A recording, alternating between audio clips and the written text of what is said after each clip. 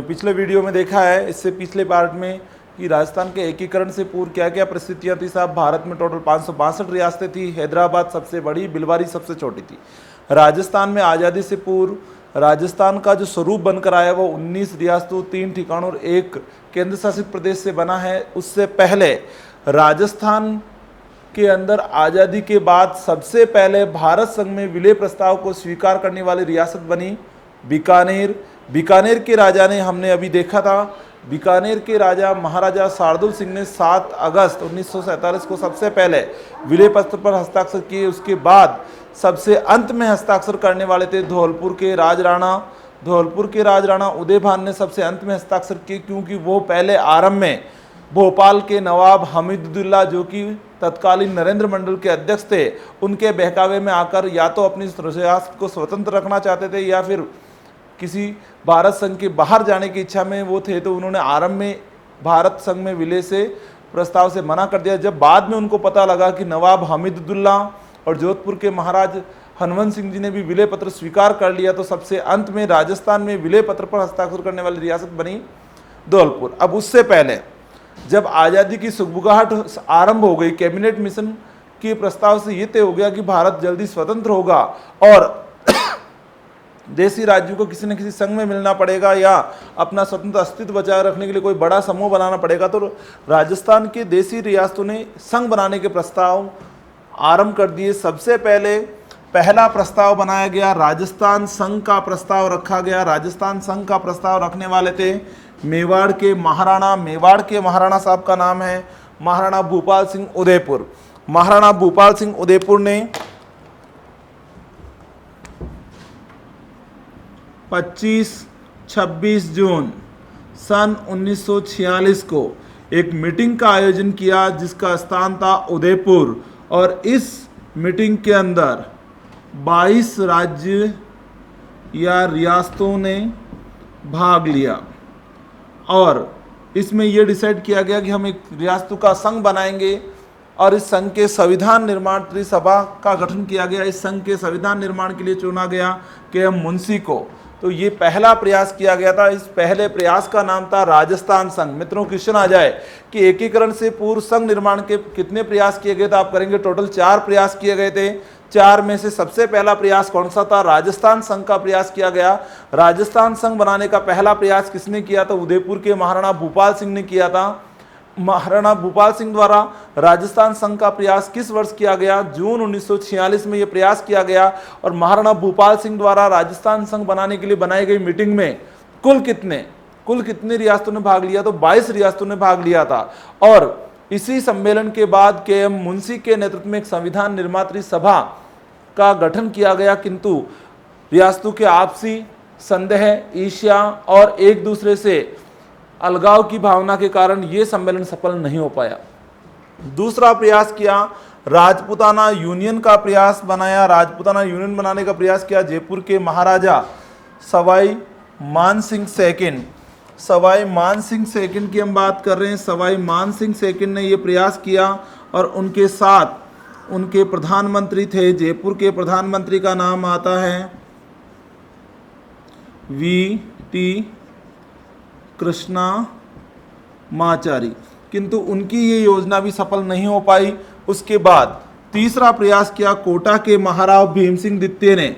इन्होंने 4 रियासतों कोटा, बूंदी, झालावाड़ और टोंक को मिलाकर ग्रेटर हाड़ौती का प्रस्ताव रखा, जो भी बूंदी द्वारा अस्वीकार कर दिया गया। उसके बाद अंतिम प्रयास किया डूंगरपुर के महाराव लक्ष्मण सिंह ने, और लक्ष्मण सिंह ने डूंगरपुर, बांसवाड़ा, प्रतापगढ़, कुशलगढ़, गुजरात के विजयनगर को मिलाकर ग्रेटर हाड़ौती संघ बनाने का प्रयास किया, किंतु ये प्रयास भी सफल नहीं हो पाया। और इन्हीं प्रयासों के दौरान बीकानेर के महाराजा शार्दुल सिंह ने लोहारू, हरियाणा लुहारू हरियाणा रियासत को बीकानेर में मिलाने का असफल प्रयास किया, किंतु ये कोई भी प्रयास सफल नहीं हो पाए और सारे प्रयास लगातार असफल होते रहे। तो उसके बाद रियासतों के एकीकरण का जो काम है वो रियासती विभाग के अधीन आ गया। रियासतों द्वारा किए गए ये आपसी जो प्रयास है उसके असफल होने का सबसे बड़ा कारण था रियासतों की आपसी ईर्ष्या और राजाओं के मन में अहंकार की भावना। इसके कारण ये कोई भी प्रयास सफल नहीं हुए। इनके अंत में, सबसे अंत में 16 दिसंबर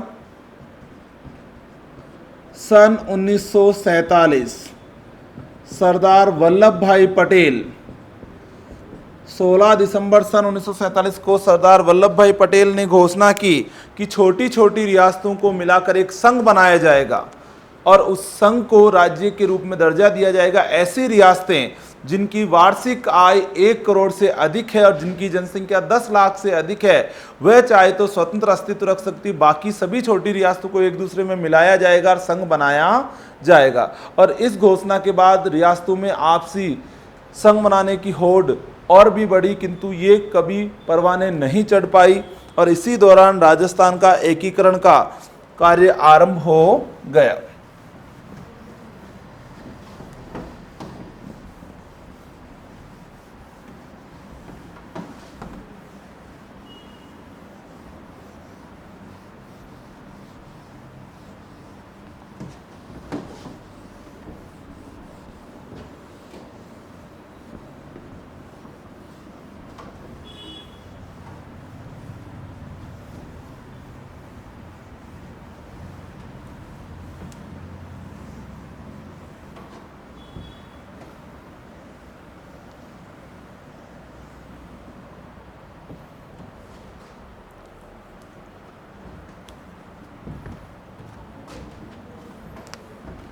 अब एकीकरण से पूर्व राजस्थान की प्रमुख रियासतें, बीकानेर, बीकानेर से लगती हुई रियासत थी जैसलमेर, जैसलमेर की सीमा पर लगती हुई रियासत थी जोधपुर, जैसलमेर बीकानेर जोधपुर से लगता हुआ रियासत जयपुर, जयपुर की सीमा पर स्थित था अलवर, भरतपुर,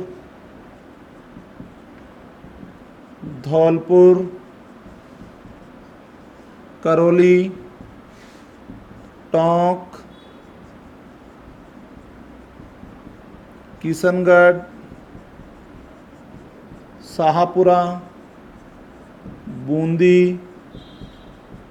कोटा, झालावाड़,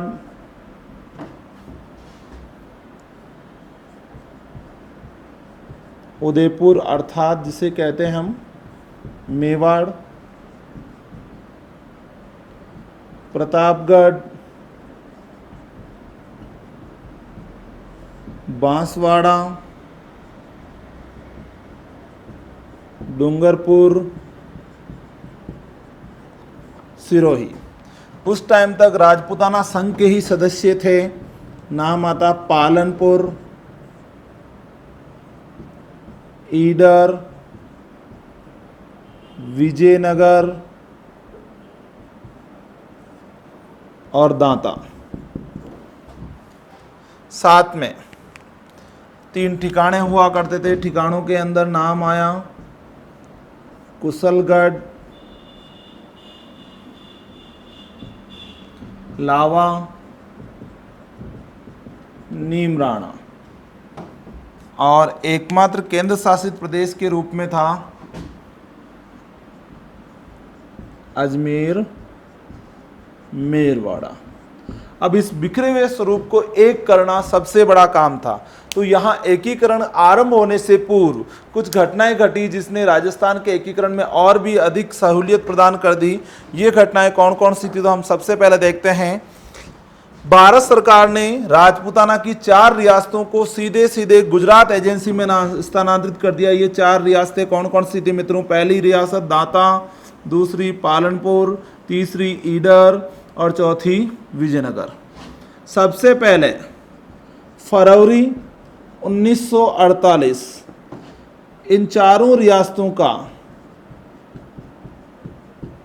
चारों रियासतों का गुजरात एजेंसी में विलय।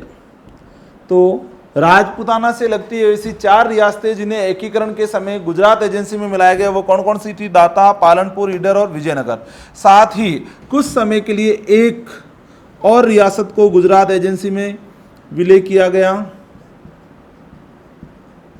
जिसे एकीकरण के अंतिम चरण में पुनः राजस्थान का भाग बना दिया गया। वह थी सिरोही। यानी गुजरात बॉर्डर से लगती हुई इन रियासतों को राजस्थान सरकार से अलग कर दिया गया। राजपूताना एजेंसी की इन रियासतों को जानबूझकर सरदार पटेल ने गुजराती भाषा और संस्कृति के आधार पर गुजरात में मिला दिया। इनमें विजयनगर, ईडर, पालनपुर और दांता की रियासतें थी।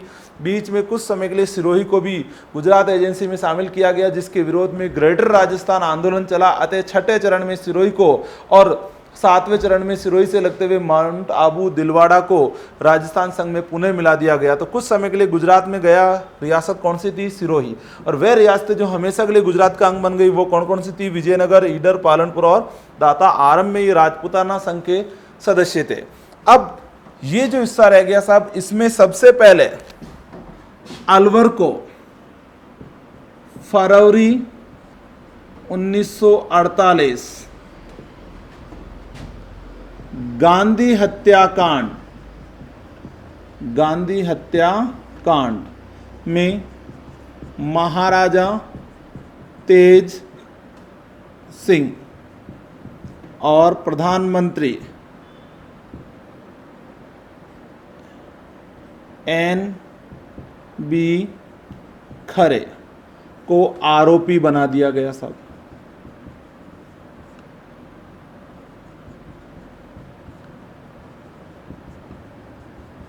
तो भारत सरकार द्वारा गांधी हत्याकांड के आरोप में अधिग्रहित की गई रियासत कौन सी थी? तो भारत सरकार ने सबसे पहले फरवरी 1948 में अलवर के महाराजा तेज सिंह और प्रधानमंत्री NB खरे, नारायण भास्कर खरे को गांधी हत्याकांड का आरोपी मानते हुए रियासत से बेदखल कर दिया और इस रियासत को सीधे अपने अधीन कर लिया साहब। तो ऐसी रियासत आए साहब अलवर। दूसरी घटना घटी साहब, साथ साथ में हम नंबर 2 पर देखते हैं कि साथ में लगती हुई रियासत थी। रियासत का नाम है भरतपुर। फरवरी 1948 मेव हिंसा और आंतरिक अशांति के आरोप में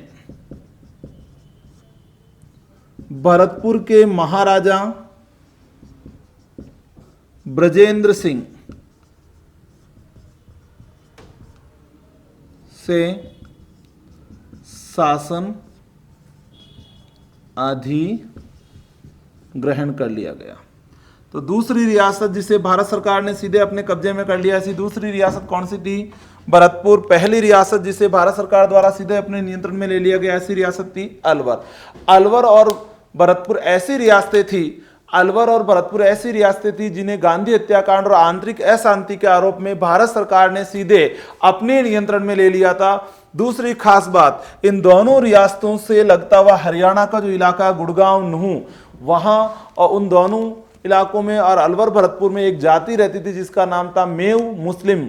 मेव मुस्लिमों ने आजादी के साथ ही अलग मेवस्थान बनाने की मांग को लेकर सांप्रदायिक हिंसा कर दी और ये हिंसा हिंदू मुस्लिम सांप्रदायिक हिंसा के रूप में भड़क गई। इस हिंसा के कारण भरतपुर के लगभग 209 गांव पूर्णतः वीरान हो गए या उजड़ गए और इस हिंसा को रोक पाने में नाकामयाब रहने का आरोप लगाकर भरतपुर के राजा ब्रजेंद्र सिंह से उनका शासन भारत सरकार ने छीन लिया। भारत सरकार ने शासन को अधिकृत कर लिया, जबकि अलवर के महाराजा तेज सिंह जी पर गांधी हत्याकांड में शामिल होने का आरोप लगाकर अलवर का शासन भी भारत सरकार ने अपने अधीन कर लिया। और इस तरह से सबसे पहले राजस्थान की 2 रियासतें भारत सरकार के अधीन चली गई, अलवर और भरतपुर। अब एकीकरण की प्रक्रिया आरंभ होती है, एकीकरण के प्रमुख चरण आते तो सबसे पहले 2 रियासतें जो सीधी भारत सरकार के अधीन थी, तो भारत सरकार ने एकीकरण का पहला प्रयास यहीं से स्टार्ट किया, अलवर और भरतपुर को मिला दिया और आसपास के राज्यों को इसमें मिलाने का प्रयास किया गया। तो भरतपुर से लगती हुई सीमा का राज्य है धौलपुर। धौलपुर के महाराजा ने पहले ही कह दिया साहब कि मैं किसी संघ में नहीं मिलूंगा, तो अलवर, भरतपुर, धौलपुर और करौली को मिलाकर एक संघ बनाने का प्रस्ताव रखा गया। धौलपुर के महाराजा को इस संघ का राजप्रमुख बनाने का जब प्रस्ताव दिया गया तो वह इस प्रस्ताव को मना नहीं कर पाए, उनको वहां का राजप्रमुख का पद दिया गया तो उन्होंने विलय के लिए स्वीकृति दे दी। तो धौलपुर के महाराजा को राजप्रमुख बनाने का प्रस्ताव दिया गया, करौली के महाराजा को उपराजप्रमुख बना दिया गया। बात आए प्रधानमंत्री पद की, तो प्रधानमंत्री का पद अलवर प्रजामंडल के सदस्य मास्टर शोभाराम कुमावत को दिया गया और भरतपुर प्रजामंडल के सदस्य मास्टर गोपीलाल और जुगल किशोर चतुर्वेदी को उनके प्रजामंडल के सदस्यों को शामिल करते हुए उप प्रधानमंत्री पद दिया गया। इस तरह से 4 रियासतों को मिलाकर एक संघ बनाने का पहला चरण आरंभ हुआ। इसी संघ के अंदर एक ठिकाना मिला दिया गया, इस ठिकाने का नाम था नीम राणा। तो ये प्रस्ताव रखा गया। जब चारों रियासतों और नीम राणा ठिकाने ने इस प्रस्ताव को स्वीकार कर लिया तो राजस्थान के एकीकरण का प्रथम चरण आरंभ हुआ साहब। अब चारों रियासतें मिल गई तो इस संघ का नाम क्या रखा जाए, विवाद की स्थिति आ गई।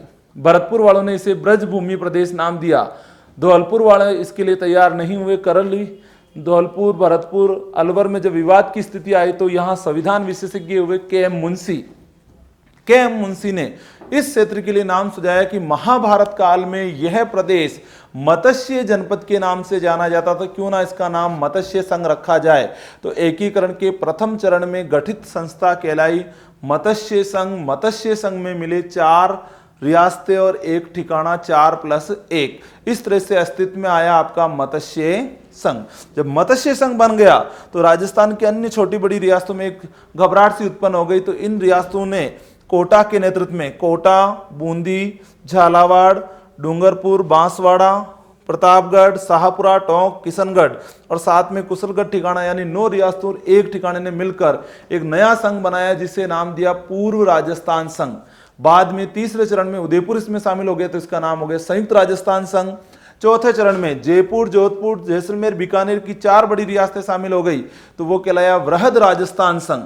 वृहद राजस्थान संघ। 5वें चरण में मत्स्य संघ को वृहद राजस्थान में मिला दिया गया तो वो कहलाया वृहदतर राजस्थान संघ। वृहदतर राजस्थान संघ में 6ठे चरण में सिरोही को मिला दिया गया तो आधा सिरोही राजस्थान में रह गया और आधा सिरोही का हिस्सा आबू देलवाड़ा को अलग करके केंद्र शासित प्रदेश बना दिया तो वो बन गया साहब राजस्थान संघ। राजस्थान संघ बना तो आबू देलवाड़ा और अजमेर मेरवाड़ा केंद्र शासित प्रदेश थे, इनको मिलाया गया राज्य पुनर्गठन आयोग की सिफारिश पर 1 नवंबर 1956 को। जब इनको मिलाया गया तो आया वर्तमान राजस्थान संघ। इस तरह से टोटल चरण आएंगे 7। पहला चरण में सबसे पहले मिलने वाली 4 रियासतें आएगी आपकी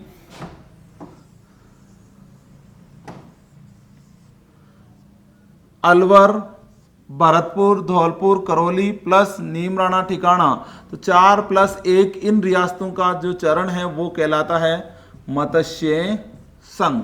फिर द्वितीय चरण के अंदर आए साहब किशनगढ़, शाहपुरा, टोंक, डूंगरपुर, बांसवाड़ा, कुशलगढ़, प्रतापगढ़, कोटा, बूंदी, इनका जो संघ था वो 9+1 ये कहलाया पूर्व राजस्थान संघ। पूर्व राजस्थान संघ।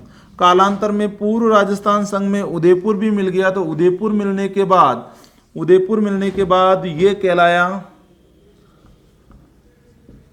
संयुक्त राजस्थान संघ। संयुक्त राजस्थान संघ में हो गए 10+1। कालांतर में इसके अंदर जैसलमेर, जयपुर वगैरह ये भी मिल गए तो ये चरण कहलाया 14+2 ये कहलाया वृहत राजस्थान संघ।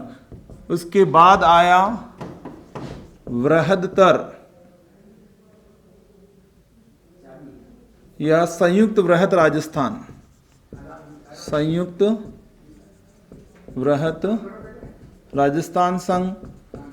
उसके बाद आएगा वृहदतर संघ और उसके बाद आया है वर्तमान राजस्थान संघ। तो ये टोटल 7 चरण होंगे। हमको इनको एक क्रमबद्ध रूप में पढ़ना स्टार्ट करते हैं मित्रों। तो हम सबसे पहले पढ़ेंगे राजस्थान के एकीकरण के विभिन्न चरण।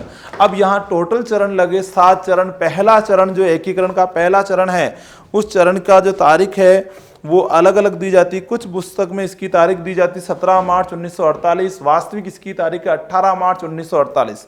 18 मार्च 1948 को पहला संगठन बना मत्स्य संघ और 1 नवंबर 1956 को आया वर्तमान राजस्थान संघ। तो 18 मार्च 1948 से लेकर 1 नवंबर 1956 तक टोटल 7 चरणों में राजस्थान का एकीकरण हुआ। इस एकीकरण में लगा कुल समय आता है 8 वर्ष 7 माह 14 दिन।